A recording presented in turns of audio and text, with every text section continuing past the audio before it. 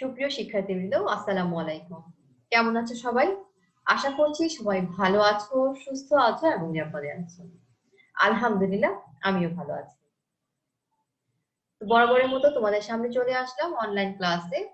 আজকে আমি যে বিষয় নিয়ে আলোচনা করব, পশুর নামকরণ সম্পর্কে আলোচনা করব।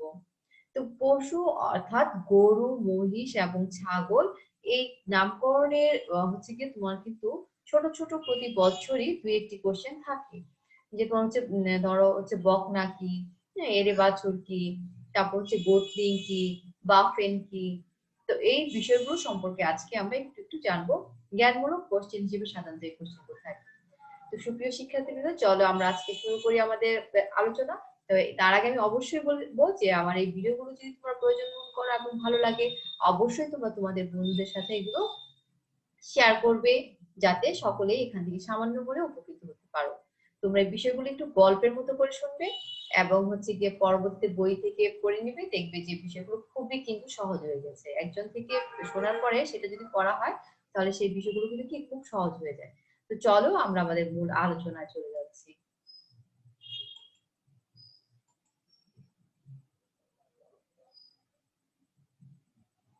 তো সকলকে অনলাইন ক্লাসে আমি স্বাগতম জানাচ্ছি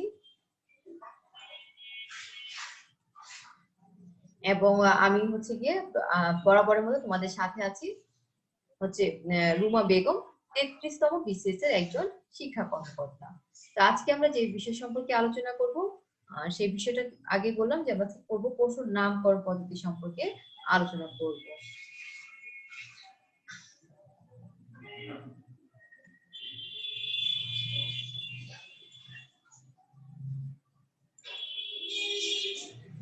তাহলে আজকে আমরা পশু সম্পদের নামকরণ সম্পর্কে আলোচনা করব। তো এখানে হচ্ছে যে তোমার পশুপালন সম্পর্কে আলোচনা করতে গেলে যে আমাদের নামকরণটা কিভাবে হয়েছে, সেই বয়স, তোমার হচ্ছে পশু বয়স, লিঙ্গ এবং ব্যবহার ভেদ, এই দুটার উপর ভিত্তি করে পশু সম্পদের বিভিন্ন ভাবে নামকরণ করা হয়ে থাকে। তো প্রথমেই আসো যে গরুর যে বিভিন্ন নামকরণ, সেই গরুর নামকরণ সম্পর্কে আজকে আমরা জানবো। তো গরু, এই গরু বা ক্যাটেল যেটা, সেটা হচ্ছে গরু কাকে বলে, যে স্ত্রী এবং পুরুষ উভয় লিঙ্গের গরু জাতিকে আমরা সাধারণ ভাষায় গরু বলে থাকি। হ্যাঁ, তাহলে গরুটাকে স্ত্রী পুরুষ উভয় লিঙ্গেরই সাধারণ এটা হচ্ছে গরু। এর হচ্ছে বেবি কাপ। সাধারণত 6 থেকে 8 সপ্তাহ বয়সের বাছুরকে বলা হয় বেবি কাপ। 6 থেকে 8 সপ্তাহ বছরের হচ্ছে বেবি কাপ। এরপরে বকনা, বকনাটা আমাদের জন্য খুবই ইম্পর্টেন্ট, যেটা প্রায় আসে বকনা। 1 বছর থেকে প্রথম বাচ্চা দেওয়ার পূর্ব পর্যন্ত বয়সে স্ত্রী গরুকে বকনা বলা হয়। কি, প্রথম বছর থেকে মানে 1 বছর থেকে প্রথম বাচ্চা দেওয়ার পূর্ব পর্যন্ত যে বয়সের স্ত্রীটা আছে তাকে আমরা কি বলি, সেই গরুকে বকনা বলে থাকি। এরপর গাবি, গাবিটা হচ্ছে প্রথম বাচ্চা দেওয়ার পর পরই যখন যে বকনা, বকনাটাকে আমরা গাবি বলে থাকি। এবং বাছুর, বাছুর হচ্ছে যে গাভীর স্ত্রী এবং যে পুরুষ, হ্যাঁ, যে গাভীর যে বাচ্চাগুলো হয় অর্থাৎ স্ত্রী বা পুরুষ বাচ্চা, এই উভয় বাচ্চাকে বলা হয় বাছুর। এরে বাছুর, এরে বাছুর হচ্ছে যেটা 1 বছরের কম বয়সের পুরুষ বাচ্চা, সেটি বলে আমরা এরে বাছুর। আর বকনাটা হচ্ছে 1 বছরের কম বয়সের স্ত্রী বাচ্চাটা হচ্ছে বকনা বাছুর। আসলে রাস্তার পাশে ঘর তো সারাক্ষণ গাড়ি ঘোড়ার আওয়াজ আসতেই থাকে। এরপর হচ্ছে দেখো যে ইয়ারলিং ষাঁড়। ইয়ারলিং ষাঁড়টা হচ্ছে তোমার 1 থেকে 2 বছর বয়স্ক এরে বাছুরকে ইয়ারলিং ষাঁড় বলা হয়ে থাকে। আর ষাঁড় যেটা, সেটা হচ্ছে যে প্রজননক্ষম পুরুষ গরুকে বলা হচ্ছে ষাঁড়। আর ইয়ারলিং ষাঁড় হচ্ছে 1 থেকে 2 বছর বয়স্ক এরে বাছুর, সেটা হচ্ছে ইয়ারলিং ষাঁড়। তোমরা কিন্তু যে কোশ্চেন গুলো বারবার আসে সেগুলো ভালো করে পড়বে এবং বাকিগুলো কিন্তু একটু আমাদেরকে ধারণা রাখতে হবে। এরপর হচ্ছে স্টার্টার, যে স্টার্টার যেটা হচ্ছে প্রজননের জন্য যেই সংরক্ষিত যে প্রাপ্তবয়স্ক ষাঁড়, সেটা হচ্ছে স্টার্টার। যেই ষাঁড়কে আমরা হচ্ছে বাচ্চা উৎপাদনের জন্য, প্রজননের জন্য কি সংরক্ষণ করে রাখা হয়, সেটাই হচ্ছে কি স্টার্টার। বলদ, বলদ হচ্ছে যেটা সাধারণত প্রজনন শক্তি রহিত, যার প্রজনন শক্তি থাকে না, অর্থাৎ বাচ্চা উৎপাদন করার ক্ষমতা থাকে না, অর্থাৎ খোঁজা করা যে পুরুষ গরুটা, তাদেরকে বলা হয় বলদ।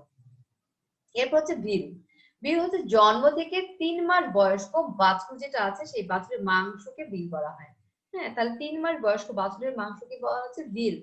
আর বিফ, বিফ তো আমরা সবাই জানি, বিফ সবাই পছন্দ করি, গরুর মাংসকে বলা হয় কি বিফ। গরুর মাংসকে কি বলা হচ্ছে? গরুর মাংসকে বলা হচ্ছে বিফ।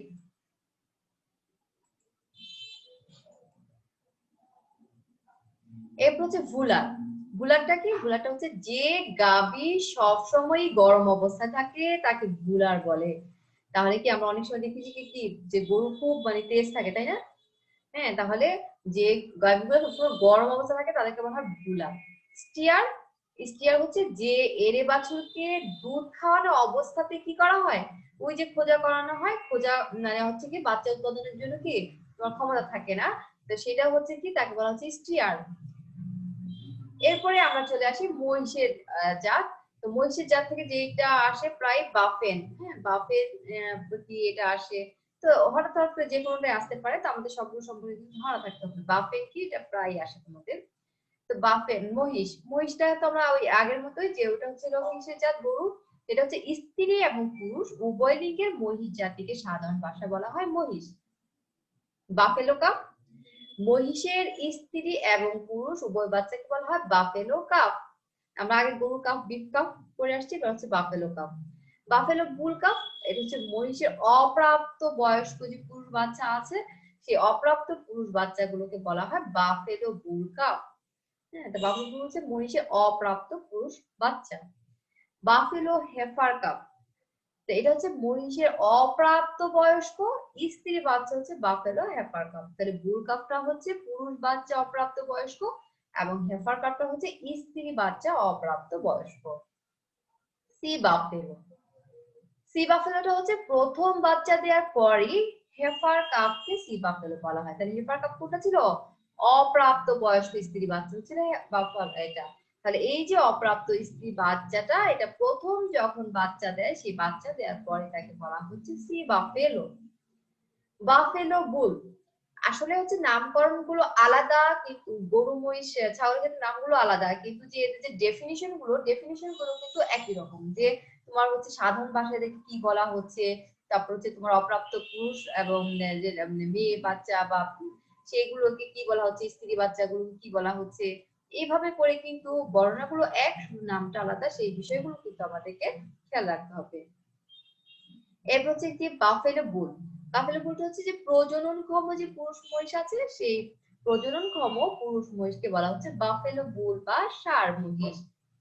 বাফেলো বুল, তাহলে এটা হচ্ছে কি প্রজননক্ষম পুরুষ ছিল বাফেলো বুল, আর বাফেলো বুল, বাফেলো বুল তাহলে তুমি গোলা ফেলবে না, কিন্তু গোলা হচ্ছে কি এই জিনিসগুলো কিন্তু একটু খেয়াল রাখতে হবে। তো সাধারণত প্রজনন শক্তি রহিত, যেটা আমরা গরুর ক্ষেত্রে পড়লাম, যে খোঁজা করা পুরুষ যেটা বাচ্চা উৎপাদন করার থাকবে না, সেটা হচ্ছে বাফেলো বুল। এরপর হচ্ছে বাফেন, যেটা প্রায় আসে বাফেন, মহিষের মাংসকে বলা হয় বাফেন। গরুর মাংসকে কি বলা হচ্ছে? বিফ। আর এটা হচ্ছে এখন বাফেন।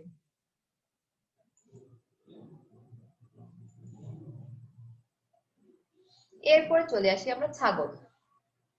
ছাগলের ক্ষেত্রেও সেই একই কথা, বর্ণনাগুলো কিন্তু এক, কিন্তু তোমার হচ্ছে কি যে আমাদের যে নামকরণ গুলো, সেই নামগুলো হচ্ছে কি আলাদা। তো সেক্ষেত্রে দেখো প্রথমে যে ছাগল, ছাগলটাকে যে স্ত্রী ও পুরুষ উভয় লিঙ্গের ছাগল জাতিকে সাধারণ ভাষা বলা হচ্ছে ছাগল। কিট, কিট হচ্ছে আমরা জানি কিট ছানা। হ্যাঁ, যে সদ্য প্রসূত ছাগল ছানাকে বলা হচ্ছে কিট। মাত্র হওয়া মাত্র যে ছাগল ছানা, সেই ছাগল ছানাকে বলা হচ্ছে কিট। বাকলিং, এটা প্রায় আসে তোমাদের কি যে বাকলিং, এখান থেকে বাকলিং কি, গোটলিং কি, মাটন কি, এইখান থেকে কিন্তু ভালোই ছোট ছোট কোশ্চেন আসে, তো বিষয়গুলো কিন্তু খেয়াল রাখতে হবে। বাকলিংটা তাহলে কি 1 বছর বয়স পর্যন্ত, অর্থাৎ অপ্রাপ্ত বয়স্ক পুরুষ ছাগল ছানাকে বলা হয় বাকলিং বা পাঠা বাচ্চা। তাহলে বাকলিংটাকে আবার দেখি আমরা, বাকলিং, বাকলিংটা হচ্ছে 1 বছর বয়স পর্যন্ত, অর্থাৎ অপ্রাপ্ত বয়স্ক পুরুষ ছাগল ছানা হচ্ছে বাকলিং বা পাঠা বাচ্চা। তাহলে এটা যেন ভালো করে মনে থাকে, বাকলিং আর গোটলিং হচ্ছে বিপরীত। গোটিংটা হচ্ছে কি 1 বছর বয়স পর্যন্ত, অর্থাৎ অপ্রাপ্ত বয়স্ক স্ত্রী ছাগল ছানাকে বলা হচ্ছে গোটলিং বা পাঠি বাচ্চা। তাহলে বাকলিংটা হচ্ছে পাঠা বাচ্চা, যেটা হচ্ছে অপ্রাপ্ত বয়স্ক পুরুষ ছাগল 1 বছর পর্যন্ত, আর গোটলিংটা হচ্ছে কি অপ্রাপ্ত বয়স্ক স্ত্রী ছাগল 1 বছর বয়স পর্যন্ত। তাহলে এটা হচ্ছে গোটলিং বা পাঠি বাচ্চা।